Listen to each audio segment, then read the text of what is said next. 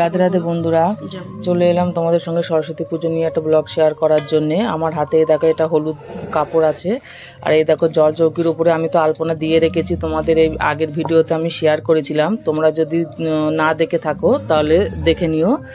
আর এই যে আমি পীরের ওপরে একটা হলুদ বস্ত্র পেতে দিলাম, মা সরস্বতীর খুবই পছন্দ হলুদ সাদা। আমি এখানেই পীরের ওপরে পেতে দিলাম হলুদ বস্ত্রটা, পেতে এখানেই ফুল ছড়িয়ে দিচ্ছি। ফুল বস্ত্রের ওপরেই আমি মা সরস্বতীকে বসাবো। দেখো এই জায়গাটায় আমি আমার ঘরে মা সরস্বতীর পটে আমি 12 মাস পুজো দিয়ে থাকি। এই পটটায় আমি প্রত্যেক বছর মা সরস্বতী আজকের দিনে কেমনভাবে পুজো দিই সেটাই তোমাদেরকে দেখাবো। দেখো এই মা সরস্বতীর পট এখানে বসিয়ে দিলাম, আর আমার এই হলো ছোট্ট লক্ষ্মী গণেশকেও এখানে বসিয়ে দিলাম। এবার এই চিত্রপটে আমি মানে গোলাপ জল অগরু দিয়ে মাকে স্নান করিয়ে নেব, যেহেতু এটা তো পট, এটা তো বিগ্রহ মূর্তি না। এই দেখো এই অগরু, বিগ্রহ মূর্তি থাকলে স্নান করানো যায়, কিন্তু এটা তো আমার পট, যেহেতু আমি ওই জন্যই একটা কাপড়ে এই অগরু একটু গোলাপ জল মিশিয়ে নেব, নিয়ে মার চিত্রপটটা মুছিয়ে দেব।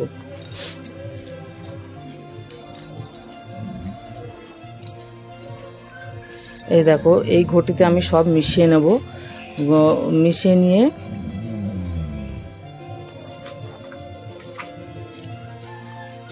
এই যে আমার হাতে এই যে কাপড়টা দেখছো, এই কাপড়ের মধ্যে আমি সব কিছু মিশিয়ে নিয়েছি, নিয়ে মার চিত্রপটটা আস্তে আস্তে মুছিয়ে নেব। এই যে মার চিত্রপটটা মুছিয়ে নিচ্ছি। মুছিয়ে নেবার পরে মাকে সিঁদুর চন্দনের টিপ পরিয়ে দেব।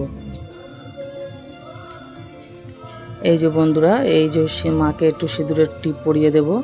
মাকে আমি প্রত্যেক বৃহস্পতিবারে করেই সিঁদুর চন্দনের টিপ পরিয়ে থাকি।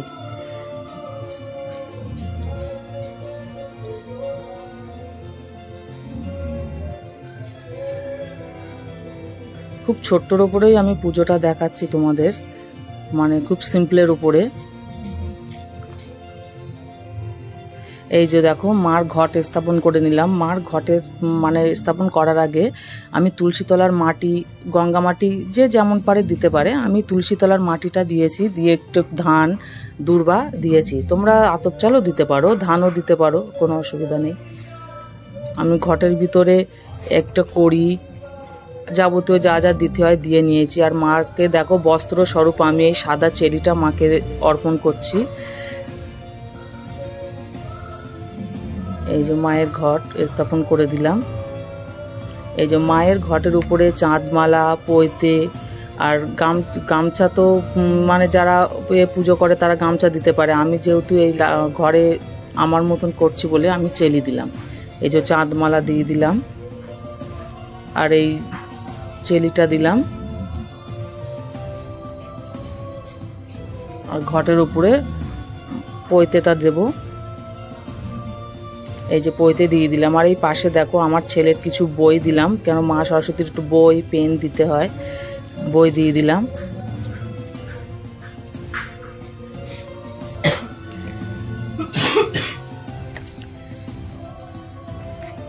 আমি এইবার মাকে আস্তে আস্তে পুজো করে নেব, অঞ্জলি দিয়ে নেব। এই যে গণেশ ঠাকুরকে দিয়ে নিয়েছি, গণপতি গণেশায় নমো, গণপতি গণেশায় নমো, গণপতি গণেশায় নমো।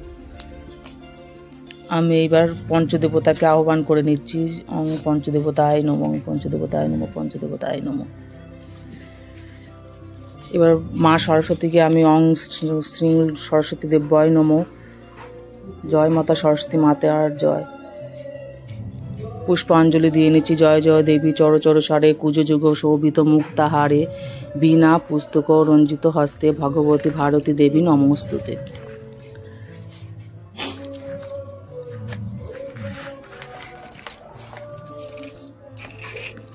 বন্ধুরা আমি মার এই প্রণাম মন্ত্র সেরে নেব। স্বর সত্যয় নমো, নিত্যং ভদ্র কল্যয় নমো নমো, বেদ বেদান্ত বেদান্ত বিদাস্ন নেব এবব চ। সরস্বতী মহাভাগে বিদ্য কমললোচনে, বিশ্বরূপে বিশালাক্ষী বিদ্যাং দেহি নমস্তুতে। জয় মাতা সরস্বতী মাতার জয়। আমি এবার মাতা সরস্বতীকে ভোগ অর্পণ করব। এই দই দিলাম, আর আমার কাছে কিছু ফল এনেছিলাম, সেই ফল 5 রকম মিষ্টি দিলাম। আর মায়ের ভোগ হিসাবে আমি মাকে খই চিড়ে অর্পণ করব। এই যে ভোগ হিসাবে মাকে খই চিড়ে বাতাসা দিলাম।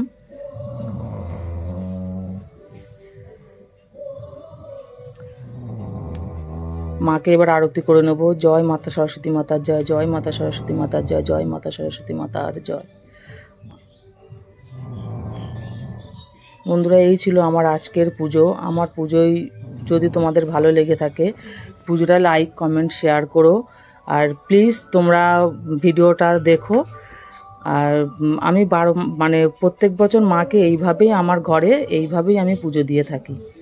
তাই ভিডিওটা আর বড় করব না, আমি এই পর্যন্তই ভিডিওটা শেষ করছি, এখানেই শেষ করছি। রাধে রাধে।